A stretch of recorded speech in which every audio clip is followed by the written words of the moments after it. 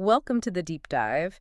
Today we are digging into some really fascinating source material. Yeah, this is commentary on a verse from the Dhammapada, verse 102 specifically. Right, and these commentaries, they're not just dry explanations, they give us the stories behind the verses. Exactly. They bring it all to life. You see how these profound teachings actually played out with real people. And this story, wow, it's quite the drama, isn't it? It really is. Set in Rajagaha. And it involves this pair you just never picture together. A rich merchant's daughter and, well, a hunter. Completely different worlds. And their lives and their whole family's lives end up crossing paths with the Buddha in this really extraordinary way. So what we want to do in this deep dive really is unpack that. Yeah. Figure out the key bets. How did they even get together?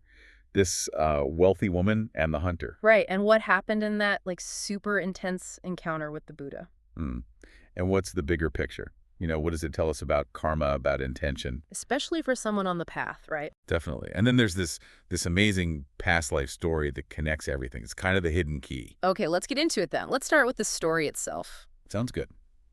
So picture this. Rajagaha. A palace.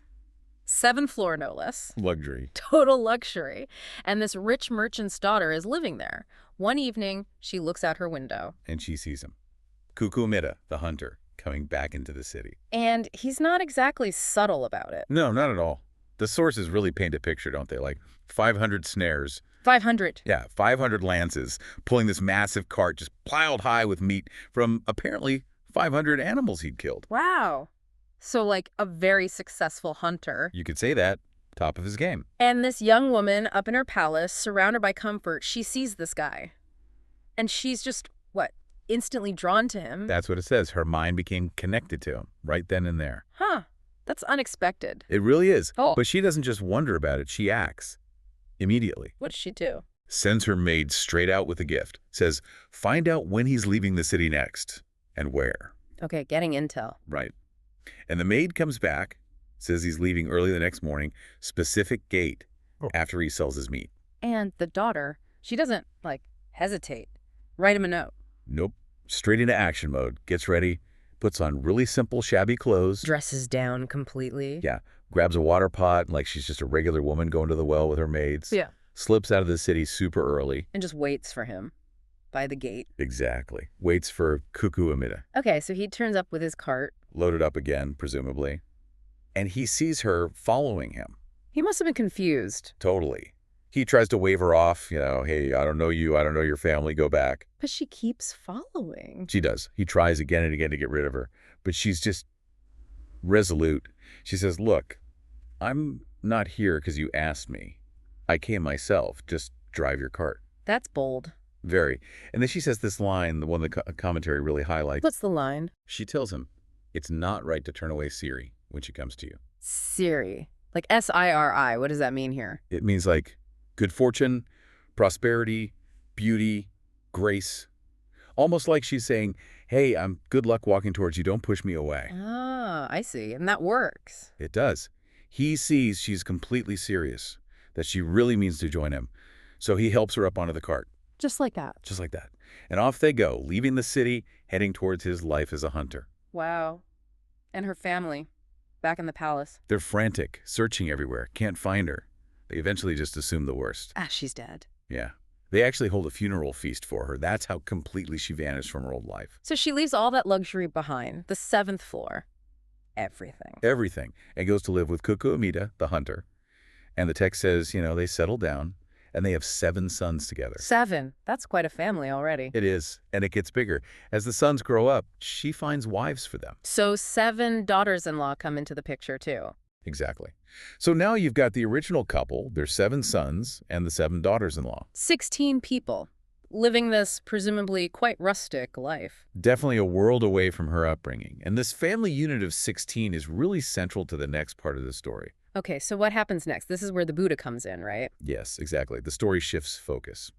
One morning, the Buddha is doing his daily survey of the world. With his, special knowledge? Right, his divine eye, his knowledge of bees' potential. And he sees Kukkuṭamittavatthu, his sons, and his daughters-in-law all enter what the texts call the net of his knowledge. Meaning he sees something about them. He sees their potential, specifically potential for stream entry. Stream entry. Okay, remind us what that is again. It's the first major stage of awakening in Buddhism. It's irreversible. Once you're a stream enterer, you've had a direct glimpse of Nibbya, ultimate reality. And you're guaranteed enlightenment eventually, within 7 lifetimes at most. Exactly. So, seeing this potential ripening in this hunter family, the Buddha knows he needs to intervene. He needs to go to them. So he just goes. Yep. Takes his bowl and robe, usual routine, but heads out specifically to Kukkuṭamittavatthu's hunting grounds very early in the morning. Okay. What happens when he gets there? Well, interestingly, on this particular day, none of the snares Kukkuṭamittava set have caught anything. They're all empty. Convenient? Or perhaps not. Maybe not for the hunter. So the Buddha leaves a footprint, very deliberately, near one of the snares. Just one footprint. Seems so. And then he goes and sits down under a bush nearby, waiting. Okay, setting the scene. Right. Then Kukkuṭamittava arrives to check his traps, finds them all empty, sees the footprint. And he's not happy. Not at all. He gets really angry. Yeah. He thinks someone's been messing with his livelihood, letting his catch go. And he follows the footprint. He does. Straight to the bush where the Buddha is sitting meditating. And he thinks the Buddha is the culprit. Instantly. He assumes this figure must be the one who freed the animals. And without hesitation, He doesn't try to talk to him or anything. no. He draws his bow, Uh-huh. aims it right at the Buddha. He's gonna shoot the Buddha. That's his intention. But then the Buddha uses his psychic power, his iti power. And Kukkuṭamittava finds he can't shoot, he can't release the arrow, he can't even lower the bow. He's just stuck, frozen. completely frozen, straining, pulling with all his might, getting exhausted, saliva dripping, but totally unable to move the bow. Wow. That's quite an image. Intense, right? And it Yeah. gets more intense. Wow. Back home, the wife is getting worried. Her husband's taking way too long. So she sends the 7 sons out to see what's happened. Okay, the sons arrive. They find their father, frozen, bow aimed at the Buddha. They don't know who the Buddha is. They just see someone apparently threatening their dad. So they jump to his defense. Instantly, Yeah? all 7 sons draw their bows, aiming at the Buddha too. Oh, no. And just like their father, zap, They're frozen too, stuck by the Buddha's power. So now there are 8 of them. Bows drawn, completely immobilized. 8 of them. It's a standoff, but only one side can't move. And the wife, she must be really worried now. She is. Both husband and sons are missing. So she comes out herself, bringing the 7 daughters-in-law with her. The whole family's converging on the spot. Pretty much. She arrives, sees this unbelievable scene, her husband, her sons, all stuck aiming their bows. She looks closer to who they're aiming at. And she recognizes the Buddha. Yes. And she just cries out, a really loud, desperate cry. What does she say? She shouts, "Don't destroy my father. Don't destroy my father." Wait, my father? She calls the Buddha her father. Yes. And this is the absolute turning point. How so? Kukkuṭamittava hears his wife call the figure father, and it hits him like lightning. Oh no, this isn't just some guy. This is my father-in-law. Because in some sense, maybe spiritually, or maybe she knew him before. Well, we find out later she was already a stream enterer, so she recognized him as the enlightened one, her ultimate father in the Dharma. But for Kukkuṭamittava, the thought is maybe more literal or just shocking recognition. He thinks, I'm ruined. What a terrible thing I've done. And the sons. Same realization hits them. This is our grandfather. Oh, this is terrible. Their whole attitude just flips. From aggression to remorse. Instantly. Their hearts completely soften. The anger vanishes. So what happens then? The wife tells them, quick, put down your bows. Ask your father for forgiveness. Meaning the Buddha. Yes. And the Buddha, seeing this genuine change of heart, this softening, he releases the power. They can move again. They can move. They immediately drop their bows, go over to the Buddha, bow down low, and ask for forgiveness. Yeah. Forgive us, venerable sir. And they sit down respectfully. Yes, off to one side. Mm-hmm. And then the Buddha teaches them. What kind of teaching? The texts call it a progressive discourse. Starts with the basics, morality, generosity, the benefits of wholesome actions. Kind of meeting them where they are. Exactly. And gradually leads them towards the deeper truths, the 4 noble truths. And the result. It's incredible. By the end of that single teaching, Kukkuṭamittava, his 7 sons, and the 7 daughters-in-law, 15 people right there. 15. What about the wife? Good point. She was already a stream enterer. So the 15 others all attained the fruit of stream entry. Wow. From aiming arrows to first stage of enlightenment, that's a fast turnaround. It really shows the power of the Buddha's teaching and perhaps their own readiness, their potential. So, okay, the Buddha goes back to the monastery after this. Pretty dramatic day. You could say that. And his attendant, Ananda, asks him, the obvious question, did Kukkuṭamittavatthu actually stop killing? Yeah, did he? After becoming a stream enterer. The Buddha confirms it, says he's now a non-doer of killing. He has unwavering faith in the Buddha, Dharma, Sangha, the three jewels. No more doubt. Okay, that makes sense for a stream enterer. But then the other monks, they raise a different question, right? A more complex one. They do. It's about the wife. Mm-hmm. They point out, hey, wait a minute. We know she reached stream entry way back when she was still a maiden, before she even met this hunter. Right, we heard that earlier. So their question is, how could she, as a stream enterer, live with him all those years? And not just live with him, but actually hand him his hunting gear, the bow, the arrows, knowing full well he was going off to kill animals. Yeah, that seems like a contradiction. Don't stream enterers have precepts against killing? They absolutely do. That's the core of the monk's confusion. Yeah. Does being a stream enterer mean you can't even, indirectly facilitate killing? It really digs into that whole issue of intention versus action, doesn't it? Especially in, a difficult family situation. Precisely. And the Buddha's answer is really important. First, he states clearly, stream enterers do not intentionally kill living beings, period. Okay. So how does he explain her actions? Handing over the weapons. He explains that her specific motivation was simply obedience to her husband.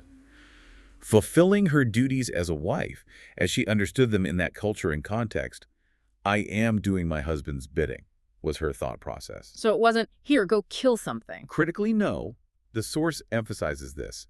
Her mind did not have the volition, the intention, the thought. Let him take this weapon and go kill living beings. Ah, so the absence of that harmful intention was key, even though the action itself, handing over the tool, led to harm. Exactly. Yeah. It's about her inner state, her volition, or lack thereof, regarding the killing itself. And to make this crystal clear, the Buddha uses an analogy. This is the core teaching of Dhammapada, verse 102, the verse this whole story is commentary on. Okay, what's the analogy? The verse says something like, if there's no wound on your hand, you can carry poison with that hand. Poison doesn't harm a hand without a wound. There's no evil for one who does no wrong.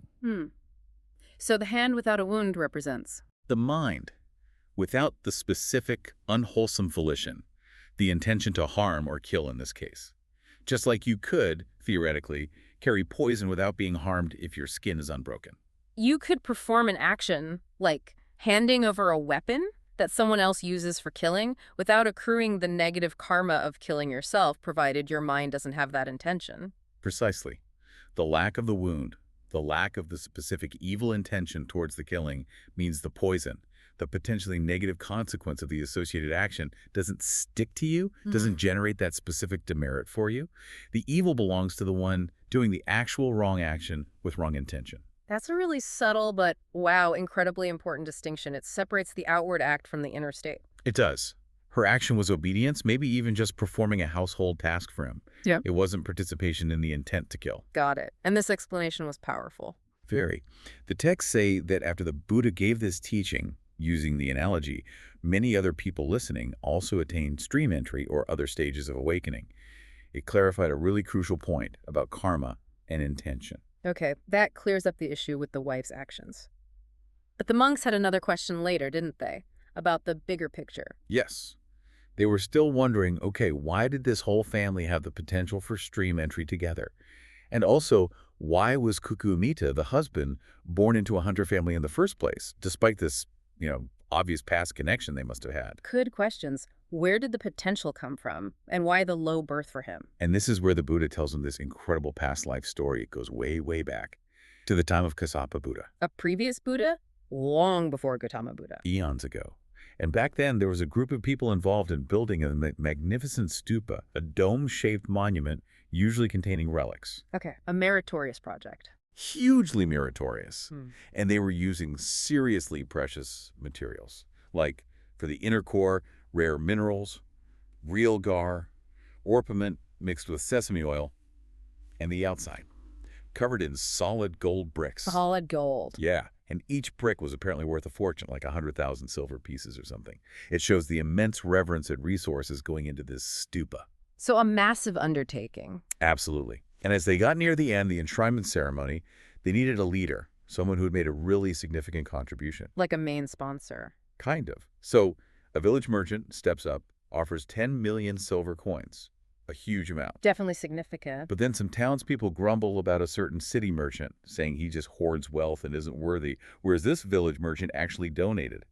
So the city merchant, maybe feeling challenged, offers 20 million. Ah, a bidding war. Totally. Yeah. The village merchant counters with 30 million.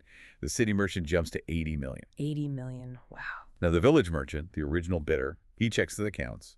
He only has 90 million total. So he's almost tapped out. Right. He figures, if I offer my whole 90 million, this rich city guy will just offer 100 million, and I'll be left penniless and still won't be the leader. So what does he do? He can't outbid him with money. He makes a completely different kind of offering, a game changer.